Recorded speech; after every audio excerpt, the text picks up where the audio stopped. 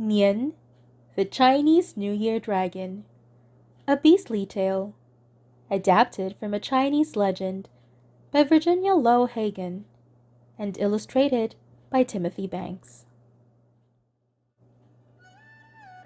May hated springtime. Springtime meant Nian was hungry. Nian was the fierce dragon that used to rule the land until a magical warrior put a spell on him. Because of this spell, Nian was forced to hide in a mountain under the sea. But every spring, Nian came out to fill his empty stomach. He especially loved to eat little boys and girls. May was scared. Her whole village was scared. They could hear the rumbling of Nian's stomach. That's how they knew winter was over and spring was coming. The night before the first day of spring, the magical warrior visited May in her dreams. The warrior said to May, "Hundreds of years have passed and a new year is coming. Nian's power grows stronger and my spell grows weaker each year. I can no longer keep him in the mountain under the sea. You must defeat Nian. You must do this in 15 days or Nian will be free forever. My cane will help you." May asked, "Why me?" "You were born in the year of the golden dragon. It is your destiny." When May woke up the next morning, the magical warrior's walking cane was next to her pillow. "May!" Mama yelled. "Wake up! Nian is on his way! We must flee and hide!" Mama herded the animals into the barn. "Hurry! Nian will devour anything in his way. He'll eat our livestock and crops. With his large mouth, he can swallow many villagers in one bite." May had lost her father and little brother to Nian's mighty jaws the year before. May helped Mama hide. But then she remembered the warrior's cane and ran to get it.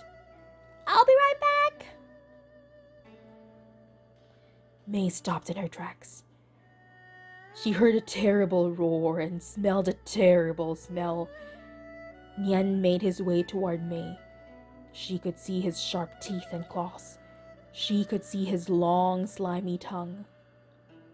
May grabbed the cane. She also grabbed a cooking pot and banged it with a cane. She yelled, "Nian, go away! You are not wanted here!" Nian covered his ears with his big paws. He didn't like the noise. That gave May a wonderfully noisy idea. She yelled to the other villagers, "Make a lot of noise!" The villagers obeyed. They banged pots, they clanked pans, they hollered, they hooted, they threw firecrackers at Nian. Nian fled back to his mountain under the sea. For 5 days, the villagers were happy. They drummed their drums and gonged their gongs. They whooped and hollered. They laughed loudly, really loudly, just in case Nian was listening. The villagers thanked May by giving her a beautiful red silk robe.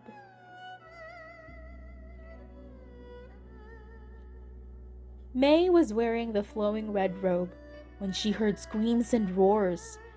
Nian had returned, even hungrier and angrier than before. He had packed his ears with cotton to block out noise. May didn't have time to run. She threw a lantern at Nian. She covered herself with her red robe.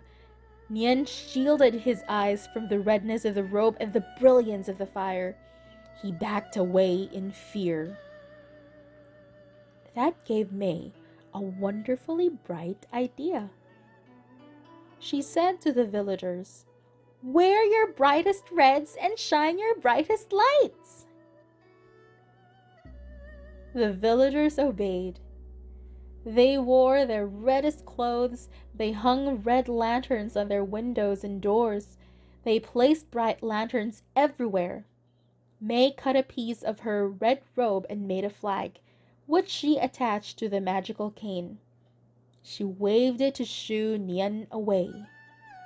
Nian fled back to his mountain under the sea.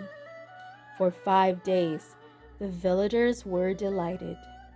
They dyed all their clothes red. They burned fires all day and all night, just in case Nian was watching. On the 10th night, the magical warrior once again appeared in May's dreams. "Nian is coming back and he wants revenge. Be very careful. Remember, you only have 5 more days to defeat him." May knew she had been lucky the first 2 times. This time she needed a plan. So she came up with a wonderfully tricky idea. May took all the food in her house, put it in red bags, and stuffed them into a scarecrow. She dressed the scarecrow in her old clothes. She placed the scarecrow in front of her door. She told the villagers to do the same. The villagers obeyed. At the last minute, May shoved the warrior's cane inside the scarecrow. On the 15th day, Nian returned. He had covered his eyes with long lashes and packed his ears with cotton. The dragon stormed into the village. His jaws chomped on the scarecrows that had been filled with food.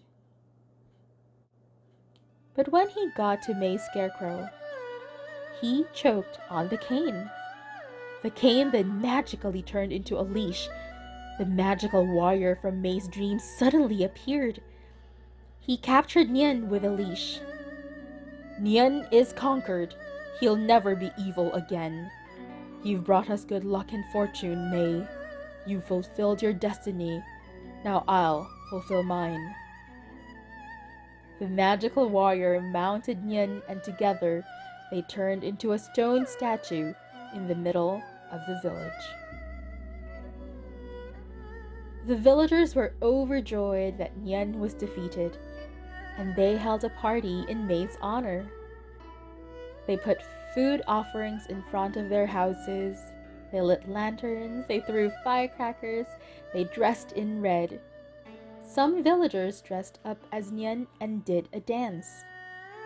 They celebrated a new year without fear of the dragon. 恭喜,恭喜! Congratulations, congratulations! The villagers heralded their heroine, May. Nian never harmed the villagers again. From then on, at the start of every spring, the villagers celebrated May chasing out Nian.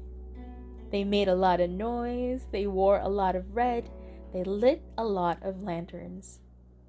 And every spring, May gave a food offering to the statue of Nian and the magical warrior, just in case.